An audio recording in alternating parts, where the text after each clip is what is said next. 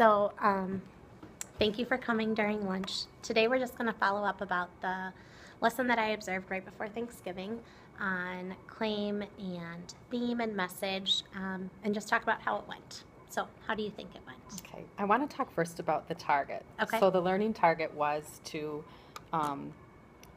it was related to the standard, determine a theme or a central idea. And our learning target was to help the kids were learning to state a claim and support a claim about theme and support it with evidence from the text. After going through this, I think I would rewrite the learning target to reflect more, identify the theme, then state it in a claim. Okay. Clarify the theme further by stating the author's message, and then support it with evidence. Because when I went to work with kids in smaller groups, that seemed to be where they kind of got stuck. They hadn't even identified a theme yet. Okay. And so in our conversation, I mean, in the lesson itself, we were talking about themes, possible themes. We made a list of some possible themes. And I think that's what the lesson really was about. Okay. Identifying a theme, being clear about it, and differentiating theme from message. Okay. And using both to state a claim. Okay. And you found that in student work? Like, did you feel that after you looked, or kind of while you were teaching? Both. Okay. Because of some of the student responses.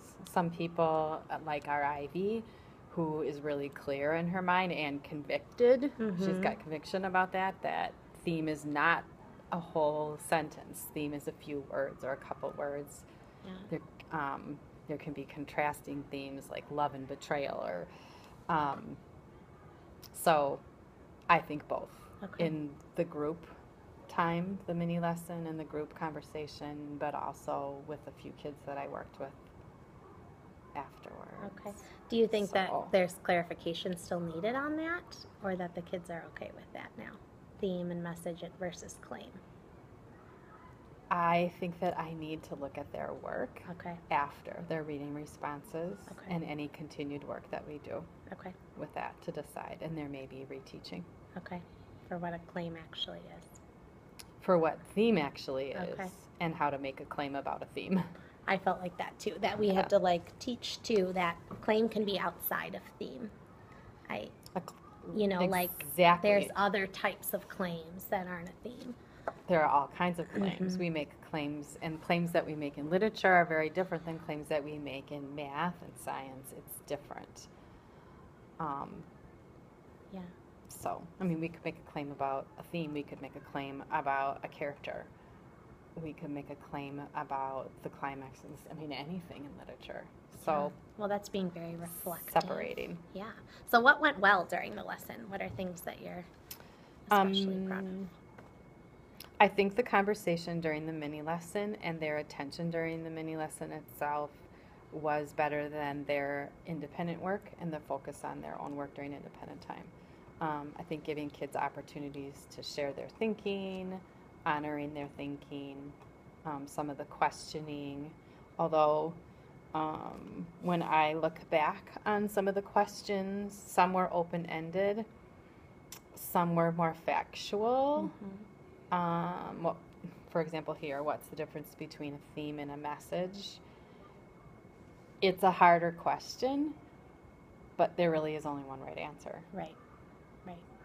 But there was, I noticed, a good blend. There was a strong blend between questions that had one right answer or two right answers, and then questions where they really had to think. A mix. And then honoring their responses too. Right. And how do you honor a student's response without deflating them? Right. And making sure that you're aware of that and that you do that. Like keep thinking, or close but not quite. Right. Yeah, those terms. I'm really glad you said that, but.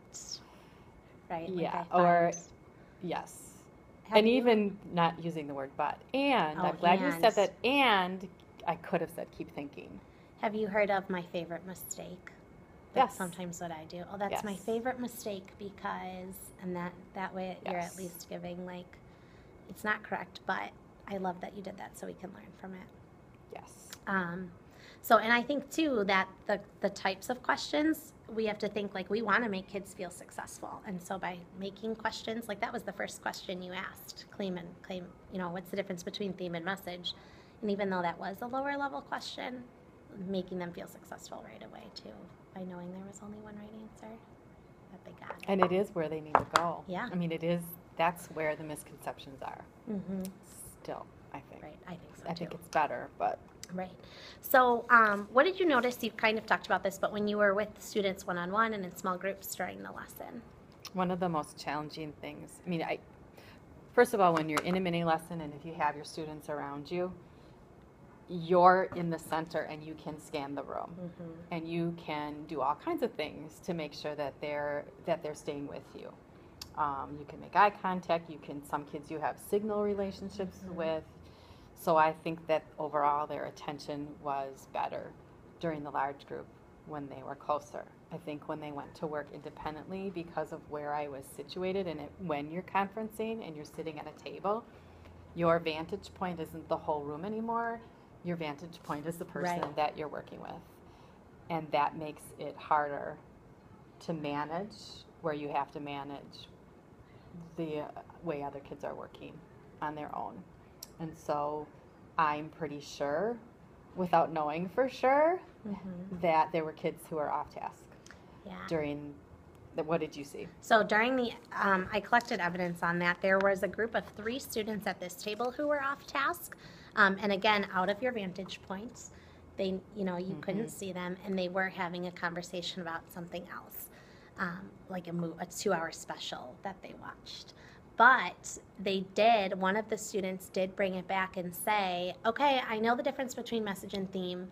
How can you help me? And their conversation did go from Did this shift. 2-hour special to the learning target of the day. But you're right, that was the one piece of evidence I collected on that. Most students, though, were talking about this topic. And I don't know, one student who was sitting at this back table said, oh, I get it now. But they didn't, it was like they got it from talking to someone else. And so I noted that. One student was helping another student, and then that aha moment, and the exact quote was, oh, I get it now. And so I think that, we have to balance that too. Yes, some will be off task, but then also that social aspect of learning. Mm-hmm. And managing your time. Mm-hmm. I think a couple of times I stood up to have them self-assess. Where are you Right. at? Do you feel like you've done the tasks that we were working on? Right. And even then, when you're conferencing, you're weighing, who am I going to really focus my attention on? And there were 3 kids specifically that I wanted to get to in that short amount of time, and making sure that everybody else is. Right. How did you know those 3 kids? How did you determine which 3 you wanted to work with? One in particular, I think she likes to stay under the radar, and she was avoiding the task, maybe to do it at a time where she might get more support at home. Okay.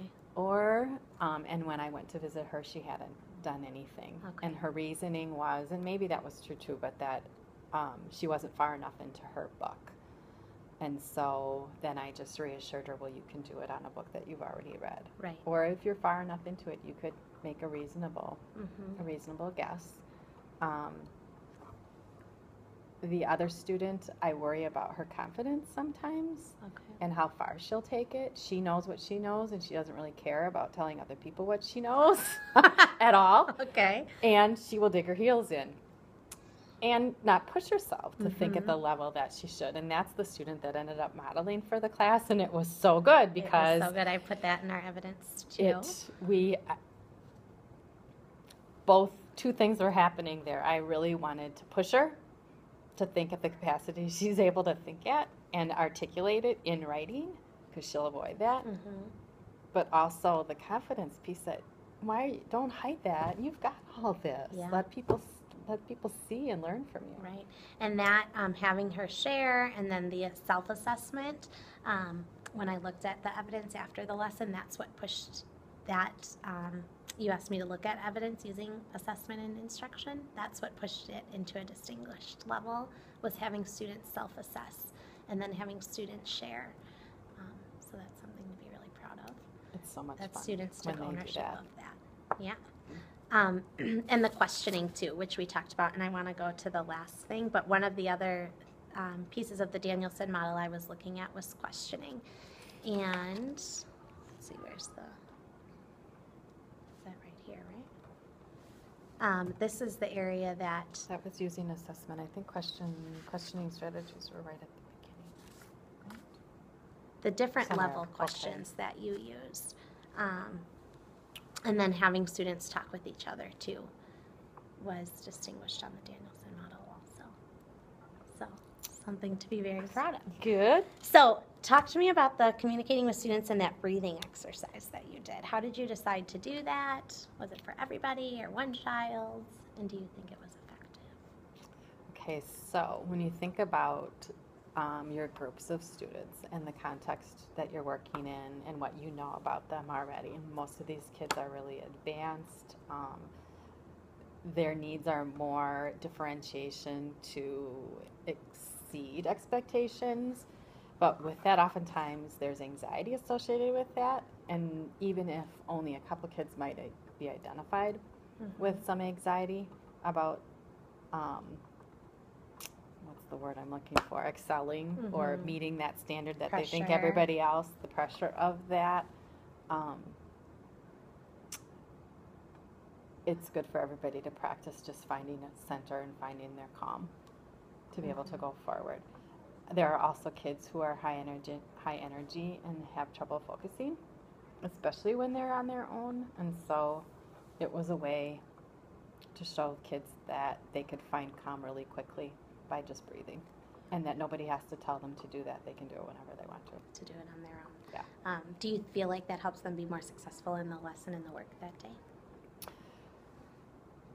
I think for the group time when we practiced it, it helped them focus.